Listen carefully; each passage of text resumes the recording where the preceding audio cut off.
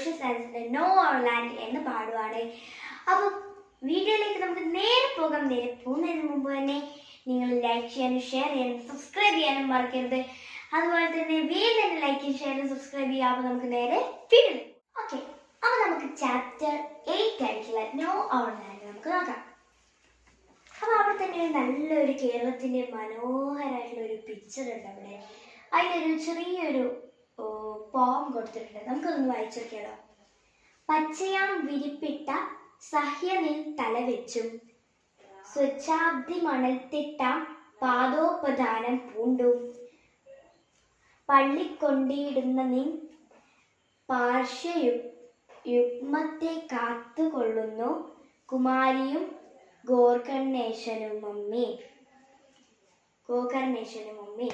അപ്പൊ ഈ ഒരു ചെറിയ പോത്തിന്റെ ഒരു ചെറിയൊരു ഭാഗമാണ്. ഇത് ആരെഴുതിയതാണ്? മാതൃവന്ദനം വള്ളത്തോൾ നാരായണ മേനോൻ. വള്ളത്തോൾ നാരായണ മേനോൻ എഴുതിയ മാതൃവന്ദനം എന്ന വിധത്തിലുള്ള ഒരു ചെറിയൊരു പോമാണ് അവിടെ കൊടുത്തിരിക്കുന്നത്. അതിലെന്താണ് പറയുന്നത്? നമ്മുടെ കേരളത്തിനെ കുറിച്ചോ കേരളത്തിന്റെ ഭംഗിയെ കുറിച്ചൊക്കെയാണ് പറയുന്നത്.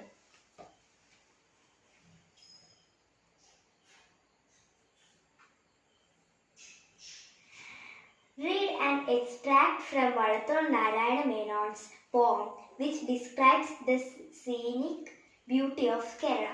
നമ്മളിപ്പോൾ വായിച്ചില്ലേ, എന്താണ് വള്ളത്തോൾ നാരായണ മേനോന്റെ പോയം എന്ത് ഡിസ്ക്രൈബ് ചെയ്യുന്നതാണ്?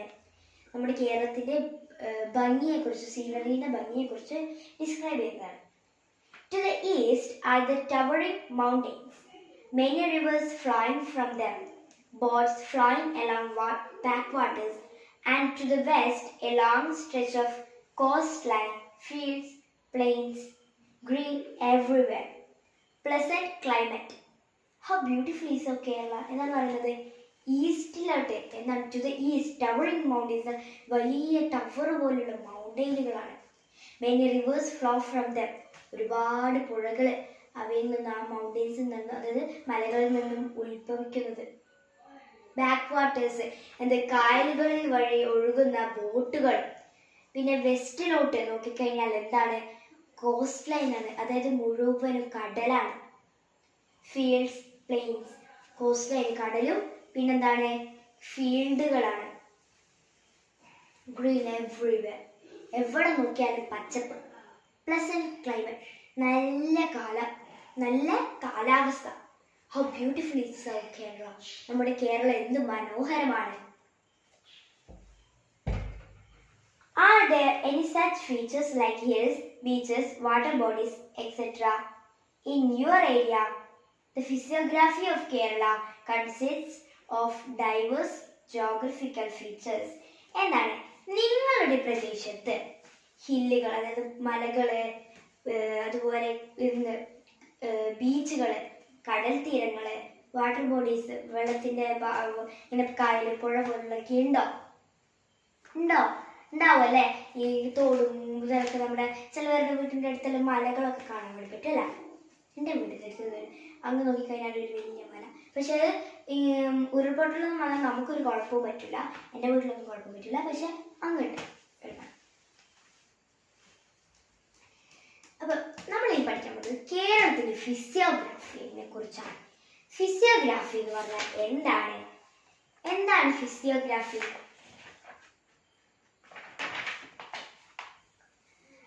ഫിസിയോഗ്രാഫി എന്ന് പറഞ്ഞാൽ നമ്മുടെ ഈ കേരളത്തിന്റെ ഭൂപ്രകൃതി അല്ലെ. ഇപ്പം മലനിരകൾ ഉണ്ടാവും, മലകൾ മാത്രമുള്ള ഏരിയ ഉണ്ടാവും. ഈ കടലിന്റെ കരകൾ, കോസ്റ്റൽ ഏരിയ ഉണ്ടാവും. മിഡ് ലാൻഡ്, അതായത് ഇത് രണ്ടിനും ഇടയിലുള്ള ലാൻഡ്, ഇത് നമുക്ക് പഠിക്കാനുണ്ട്. അതിന് മുമ്പ് ഇവിടെ ഒരു മാപ്പ് തന്നിട്ടുണ്ട്, അത് നോക്കാം. Now let us observe the outline of a ഗ്രാമപഞ്ചായത്ത്. കേരളത്തിലെ ഒരു ഗ്രാമപഞ്ചായത്തിന്റെ ഔട്ട്ലൈൻ മാപ്പാണ് അവിടെ കൊടുത്തത്. നമുക്ക് നോക്കാം. വാണിയാംകുളം ഗ്രാമപഞ്ചായത്ത്. വാണിയാംകുളം ഗ്രാമപഞ്ചായത്തിനെ കുറിച്ചുള്ള ഗ്രാമപഞ്ചായത്തിന്റെ മാപ്പാണ്. എന്താണ്? വാണിയാംകുളം കാണിക്കുന്നുണ്ട്. അതിൻ്റെ ഇപ്പുറത്ത് ഷൂർണൂർ മുനിസിപ്പാലിറ്റി ഉണ്ട്, ചളവര ഗ്രാമപഞ്ചായത്ത് ഉണ്ട്, ഒറ്റപ്പാലം മുനിസിപ്പാലിറ്റി ഉണ്ട്, പിന്നെ വാണിയകുളത്തിലൂടെ പോകുന്ന ഭാരതപ്പുഴയുണ്ട്. അപ്പം അവിടെ ഇൻഡെക്സ് ഉണ്ട് അല്ലേ? അപ്പം ഈ ഭാരതപ്പുഴ എന്ന് അവിടെ എഴുതിയതുകൊണ്ട് നമുക്ക് റിവറാന്നറിയാം. റെയിൽവേ ലൈൻ കൊടുത്തിട്ടുണ്ട്, എന്ത് വര വര വര. അപ്പം ഭാരതപ്പുഴയുടെ ഇപ്പുറത്തൂടെ റെയിൽവേ ലൈൻ ഉണ്ട്. Panchayat boundary, district boundary. Panchayat boundary എവിടെ ഉണ്ടാവുള്ളൂ, കാരണം ഡിസ്ട്രിക്ട് ബൗണ്ടറി ഇവിടെ ഇല്ല. Okay. Vaneyakulam has a physiography consisting of hills and plains, which is major river seen in the outline. ആ വാണയംകുളത്തിന്റെ ഭൂപ്രകൃതി എന്താണ്? മലകളും നിരപ്പായ പ്രദേശങ്ങളുള്ള ഒരു സ്ഥലമാണ്. അപ്പൊ അവിടെ നമ്മുടെ 2 ചോദ്യം ഉണ്ട് അതിനെ കുറിച്ച്. ഈ മാപ്പ് നിങ്ങൾ ഒന്ന് ഒബ്സർവ് ചെയ്തേ, ഈ മാപ്പ് ഒന്ന് നല്ലോണം ഒബ്സർവ് ചെയ്തേ. അപ്പൊ ക്വസ്റ്റ്യൻ നോക്കാം. Which is the major river scene in the outline? ഈ ഔട്ട്ലൈനിൽ കാണുന്ന മേജർ റിവർ, അതായത് മെയിൻ ആയി കാണുന്ന റിവറിന്റെ പേരെന്താണ്? എന്താണ്? ഭാരതപ്പുഴ. അവിടെ എഴുതിക്കോളൂ, ഭാരതപ്പുഴ എന്ന് എഴുതും.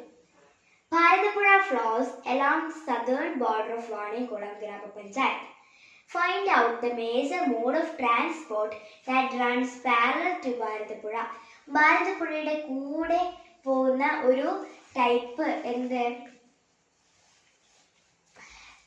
എന്താണ് പറയുന്നത്? ഒരു ടൈപ്പ് മോഡ് ഓഫ് ട്രാൻസ്പോർട്ടിന്റെ ടൈപ്പ് അവിടെ എന്താണെന്നാണ് ചോദിക്കുന്നത്.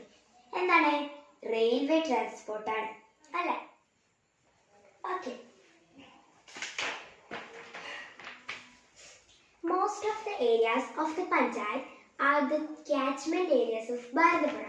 ഭാരതപ്പുഴയുടെ ഭാഗമാണ് ഈ പഞ്ചായത്തിലെ കൂടുതൽ ഭാഗവും. The river is used for water transport and fishing. ഈ റിവർ എന്തിനൊക്കെ അവർക്ക് ഉപകാരമാണ് ആ പഞ്ചായത്തുകാർക്ക്? വാട്ടർ ട്രാൻസ്പോർട്ടിനും അതുപോലെ phishing, മീൻപിടുത്തത്തിനും ഉപകാരമാണല്ലേ? The fertile soil along the banks of the river contributes to agricultural prosperity. എന്താണ്? നമ്മൾ ഈ റിവർ ബാങ്ക്സ്, അതായത് പുഴയുടെ തീരത്തെല്ലാം ഭയങ്കര നല്ല ഫെർട്ടൈൽ ആയിട്ടുള്ള സോയിലായിരിക്കും, നല്ല വളക്കൂറുള്ള സോയിലായിരിക്കും, മണ്ണായിരിക്കും. അപ്പൊ ആ മണ്ണിൽ ഇവർക്ക് അഗ്രികൾച്ചറിന് നല്ലതാണ് അല്ലേ?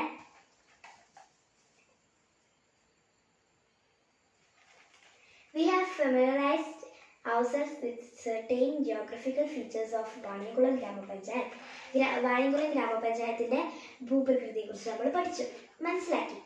Haven't you observed that such geographical features influence the life of people of that place in many ways? നിങ്ങൾ ശ്രദ്ധിച്ചില്ലേ, ആ സ്ഥലത്തുള്ള ആൾക്കാർക്ക് ആ രീതിയിലുള്ള ഭൂപ്രകൃതികൾ ഒരുപാട് ഗുണങ്ങൾ ചെയ്യുന്നുണ്ട്. വാണിയംകുളം ഗ്രാമപഞ്ചായത്തിൽ എന്തൊക്കെ ഗുണങ്ങൾ അവർക്ക് ചെയ്യുന്നുണ്ട്? ഫിഷിങ്, വാട്ടർ ട്രാൻസ്പോർട്ട്, അതുപോലെ തന്നെ അഗ്രികൾച്ചറിനൊക്കെ അവരെ സഹായിക്കുന്നുണ്ട് അല്ലേ? ഓക്കെ. അടുത്തത് ഫിസിയോഗ്രാഫി ഓഫ് കേരള. നമ്മൾ ഇനി പഠിക്കാൻ പോകുന്നത് കേരളത്തിലെ ഫിസിയോഗ്രാഫിയെ കുറിച്ചാണ്.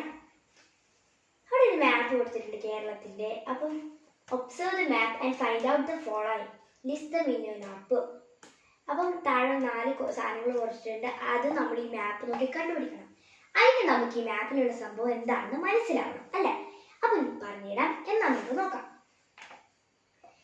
നമ്മുടെ കേരളത്തിൽ എന്തൊക്കെയുണ്ട്? നമ്മുടെ കേരളത്തിൽ ഒരു ഫിസിയോഗ്രാഫി ഡിവിഷൻസ് ഉണ്ട്.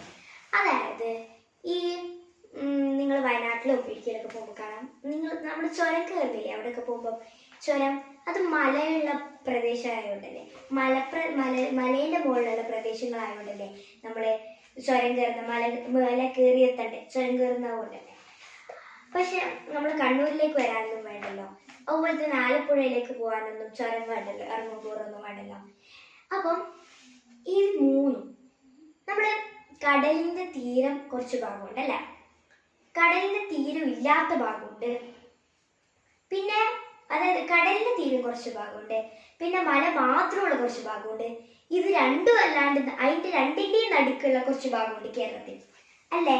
ഇത് 3ആണ് ഭൂപ്രകൃതി എന്ന് പറയുന്നത്, ഫിസിയോഗ്രാഫി. അപ്പൊ ഫിസിയോഗ്രാഫി എന്ന് പറയുമ്പം ഭൂപ്രകൃതി, നമ്മളെ ഈ പ്രകൃതിയിലുള്ള ഒരു രീതിയിലുള്ള സ്ഥലം. അപ്പം ഇതിന് പറയുന്നത് ഫിസിയോഗ്രാഫിക്കൽ ഡിവിഷൻസ് എന്നാണ്. ഓക്കെ. ഫിസിയോഗ്രാഫി കൊണ്ട് ഭൂപ്രകൃതി കൊണ്ട് എന്ത് ചെയ്തിട്ടുണ്ട്? നമ്മൾ കേരളത്തിനെ ഡിവിഷൻസ് ആയിട്ട് തിരിച്ചിട്ടുണ്ട്. എന്താണ്? 3 രീതിയിൽ തിരിച്ചിട്ടുണ്ട്. ഏതൊക്കെയാണ്? ഹൈലാൻഡ്, എന്താണ്? മലപ്രദേശങ്ങൾ, മലനാട്. മിഡ്ലാൻഡ്, എന്താണ്? ഇടനാട്, അതായത് മലയും അല്ല കോസ്റ്റൽ ഏരിയ അല്ലാത്ത place, coastal area. Coastal area എന്താണ്? കടലിന്റെ തീരമുള്ള പ്രദേശം. മനസ്സിലായി? ഇത് മൂന്നാണ് ഫിസിയോഗ്രാഫിക്കൽ ഡിവിഷൻസ്. അത് നമ്മളെ മാപ്പിൽ നോക്ക്. നമുക്ക് കുറച്ച് ഈ കേരളത്തിന്റെ ഇത് മാപ്പില് കുറച്ച് ഭാഗം പച്ച, കുറച്ച് ഭാഗം ചുവപ്പ്, കുറച്ച് ഭാഗം നീലയാക്കിയിട്ട് കൊടുത്തിട്ടുണ്ട്. എന്താണ് നോക്കാം നമുക്ക്. ഇൻഡെക്സ് നോക്കൂ. കോസ്റ്റൽ ഏരിയ നീല കളർ കൊടുത്തിരിക്കുന്നത് കോസ്റ്റൽ ഏരിയ ആണ് അല്ലെ. ഈ കോസ്റ്റൽ ഏരിയ എന്ന് പറഞ്ഞാൽ എന്താ? കടൽ തീരത്തിന്റെ ഭാഗത്തുള്ള സ്ഥലങ്ങൾ. മിഡ്ലാൻഡ് എന്താണ്? മലയുമല്ല കോസ്റ്റൽ ഏരിയയും അല്ല, അതിന്റെ രണ്ടിനും അടുക്കുള്ള ഒരു സ്ഥലമാണ് മിഡ്ലാൻഡ്. അത് ചുവപ്പ് നിറത്തിലാണ് കൊടുത്തിരിക്കുന്നത്. ഹൈലാൻഡ് പച്ച നിറത്തിലാണ് കൊടുത്തിരിക്കുന്നത്. എന്താണ് ഹൈലാൻഡ് എന്ന് പറയുന്നത്? ഇത് മലപ്രദേശങ്ങളാണ് അല്ലെ, മലയുള്ള പ്രദേശങ്ങൾ. അപ്പം നമുക്ക് മനസ്സിലായി അല്ലേ? ഇനി നമുക്ക് നോക്കാം 3 physiographical divisions of Kerala. Which are the physiographical division of Kerala? കേരളത്തിലെ ഫിസിയോഗ്രാഫിക് ഡിവിഷൻസ് ഏതൊക്കെയാണ്? Highland, Midland, coastal area. Highland, Midland, coastal area. അപ്പൊ നമ്മളത് പഠിച്ചല്ലോ. ഇനി altitude of each physiographic division from the see level. നമുക്ക് നോക്കാം. ഈ കടലിന് ഒരു ലെവൽ ഉണ്ട്, സീ ലെവൽ എന്നാണ് ഇതിന് പറയുന്നത്. കടലിന്റെ ഒരു ലെവൽ. ആ ലെവലിന്റെ മുകളിലാണ് എന്തുള്ളത്? നമ്മുടെ കര ഉള്ളത് അല്ലെ. അപ്പൊ ഈ ഓരോന്നിനും ഓരോ മീറ്റർ മുകളിലായിട്ടാണ് എന്തുള്ളത്? ഇപ്പൊ ഹൈലാൻഡ് എന്ന് പറയുമ്പോൾ ഒരുപാട് മുകളിലുള്ള സ്ഥലമായിരിക്കും അല്ലെ, മലയല്ലേ, സീ ലെവലിൽ നിന്ന് ഒരുപാട് മുകളിലുള്ള സ്ഥലമായിരിക്കും. മിഡ്ലാൻഡ് എന്ന് പറയുമ്പോൾ ഹൈലാൻഡിനെക്കാളും കുറച്ച് കുറവായിരിക്കും. കോസ്റ്റൽ ഏരിയ എന്ന് പറയുമ്പോൾ ബിലോ സീ ലെവലാണ് വരിക, സീ ലെവലിന് താഴെ, അതായത് അത്രയും താഴ്ന്ന ഭാഗമാണ് ഇത് കോസ്റ്റൽ ഏരിയ. അപ്പൊ അതിന് ആൾട്ടിറ്റ്യൂഡ് എന്നാണ് പറയാം. സീ ലെവൽ അതായത് ആൾട്ടിറ്റ്യൂഡ്. അപ്പൊ നമുക്ക് എത്രയാണെന്ന് നോക്കാം. ഹൈലാൻഡിന് എബോവ് 75 മീറ്റർ. അപ്പൊ എന്താണ്? സീ ലെവലിൽ നിന്നും കടലിന്റെ സീ ലെവലിൽ നിന്നും 75 മീറ്റർ മുകളിലാണ് എന്ത്? ഹൈലാൻഡ് മലപ്രദേശം, മലനാട്. മിഡ്ലാൻഡ് എന്ന് പറയുമ്പോൾ ബിറ്റ്വീൻ 7.5 and 75 മീറ്റേഴ്സ്. 7.5 മീറ്ററിന്റെയും 75 മീറ്ററിന്റെയും ഇടയിലാണ് എന്ത് വരുന്നത്? മിഡ്ലാൻഡിന്റെ ആൾട്ടിറ്റ്യൂഡ് വരുന്നത്. കോസ്റ്റൽ ഏരിയ ബിലോ 7.5 മീറ്റർ, 7.5 മീറ്ററിന്റെ ബിലോ താഴെയാണ് എന്ത് വരുന്നത്? കോസ്റ്റൽ ഏരിയയുടെ വരുന്നത്. 7.5 metre below sea level, sea ലെവലിന്റെ 7.5 മീറ്റർ എന്ത് വരുന്നത്? കോസ്റ്റൽ ഏരിയ വരുന്നത്. മനസ്സിലായി? അതിന് ആൾട്ടിറ്റ്യൂഡ് എന്നാണ് പറയുന്നത്. അപ്പോൾ അത് നമ്മൾ പഠിച്ചു. ഹൈലാൻഡിന്റെ എബോവ് 75 മീറ്റർ, മിഡ്ലാൻഡിന്റെ ബിറ്റ്വീൻ 7.5 and 75 മീറ്റർ, കോസ്റ്റൽ ഏരിയയുടെ below 7.5 metre. Okay. Physiographical division of Kerala which is adjacent to the Lakshadweep Sea. അപ്പോൾ നമ്മൾ ഫിസിയോഗ്രാഫിക്കൽ ഡിവിഷൻ പഠിച്ചു അല്ലേ? ഒരു ഫിസിയോഗ്രാഫിക്കൽ ഡിവിഷന്റെ പേര് പറയാം. അതെ, കോസ്റ്റൽ ഏരിയ. വേറൊന്ന് മിഡ്ലാൻഡ്, വേറൊന്ന് ഹൈലാൻഡ്. അപ്പൊ ഇവിടുത്തെ ക്വസ്റ്റ്യൻ എന്ന് പറയുന്നത് എന്താണ്? ഈ ലക്ഷദ്വീപ് സീ, അതായത് ലക്ഷദ്വീപിന്റെ അടുത്തുള്ള അറേബ്യൻ സീക്ക് ലക്ഷദ്വീപ് സീ എന്നും പേരുണ്ട്. ലക്ഷദ്വീപ് സീന്റെ അടുത്തുള്ള ആ സ്ഥലത്ത് വരുന്ന എന്താണ് ഫിസിയോഗ്രാഫിക്കൽ ഡിവിഷന്റെ പേരാണ് പറയാൻ പറഞ്ഞത്. ഏതായിരിക്കും? കോസ്റ്റൽ ഏരിയ ആയിരിക്കും അല്ലെ. സീന്റെ അതായത് കടലിന്റെ അടുത്ത് കോസ്റ്റൽ ഏരിയ ആണ്, കടൽ തീരമാണ് വരിക അല്ലെ. അപ്പൊ കോസ്റ്റൽ ഏരിയ അല്ലേ ഒരു ഫിസിയോഗ്രാഫിക് ഡിവിഷൻ എന്തിനോട് അടുത്തുള്ള? ലക്ഷദ്വീപ് സീന്റെ അടുത്തുള്ള. Physiographical area of Kerala which lies along the state borders of Tamil Nadu and Karnataka. അപ്പോൾ ഈ മാപ്പ് നോക്കുമ്പോൾ കർണാടകയും തമിഴ്നാടും കാണാൻ പറ്റും. അതിനോട് ചേർന്ന് കിടക്കുന്ന അതിന്റെ ബോർഡർ പങ്കിടുന്ന ഒരു ഫിസിയോഗ്രാഫിക് ഡിവിഷൻ ഉണ്ട്. അതിന്റെ പേരാണ് പറയാൻ പറഞ്ഞത്. എന്താണ് അത്? ഹൈലാൻഡ് ആണ്, അതായത് മലപ്രദേശം, മലനാടാണ്. അതെ, നമ്മൾ ചുരം കയറിയിട്ടില്ലേ കർണാടകയിൽ പോകുന്നത്, ചുരം കയറിയിട്ടില്ലേ തമിഴ്നാട് പോലെ. അപ്പൊ ചുരം എന്ന് പറയുന്ന മലയാണ് നമ്മൾ കയറുന്നത്. അപ്പൊ മലനാടാണ്, അതായത് ഹൈലാൻഡ് ആണ് എന്ത് വരുന്നത്? തമിഴ്നാടിന്റെ കർണാടകന്റെ ബോർഡറിൽ ഉള്ളത്. അപ്പൊ നമുക്ക് ഒന്നുകൂടെ അതിന്റെ ആൻസേഴ്സ് നോക്കാം. 3 physiographical divisions of Kerala: Highland, Midland, Coastal area. Altitude of each physiographic division from the sea level: Highland above 75 meter, Midland between 7.5 and 75 meter, Coastal area below 7.5 meter. physiographical division of Kerala which is adjacent to the Lakshadweep Sea. ഏതാണ്? Coastal area. Physiographical area of Kerala which lies along the state boundaries of Tamil Nadu and Karnataka.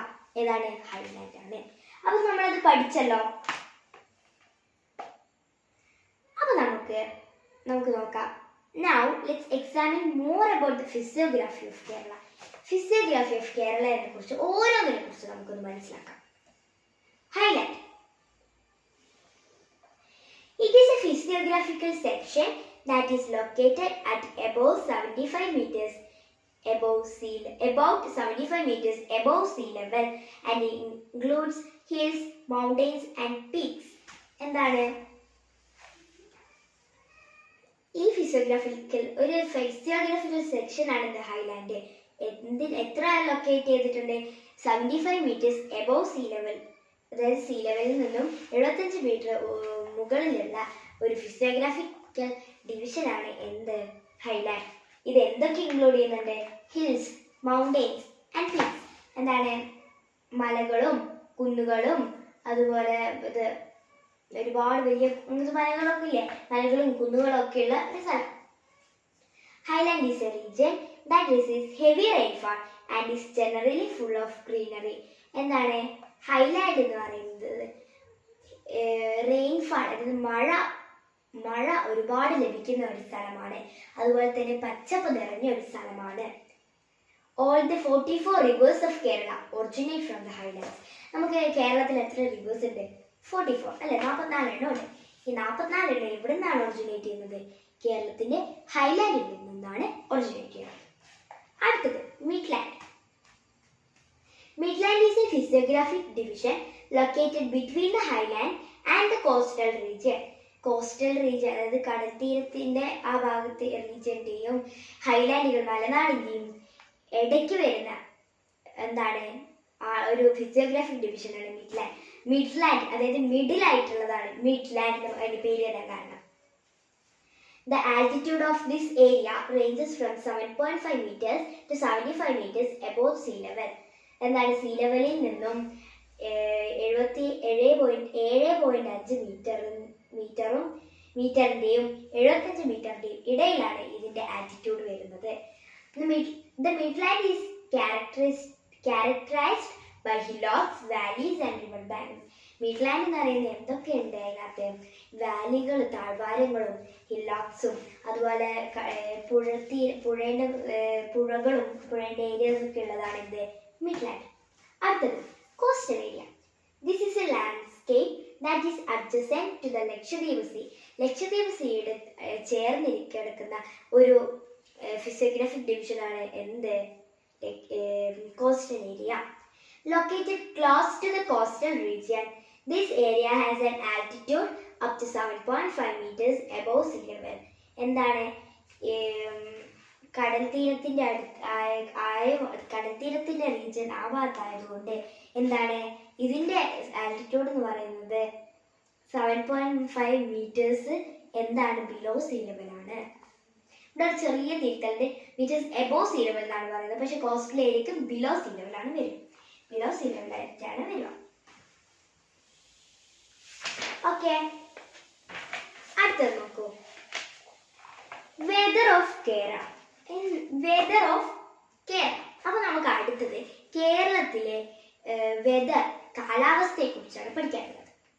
അപ്പൊ നമുക്ക് കാലാവസ്ഥയെ കുറിച്ചൊന്ന് പഠിച്ചാലോ.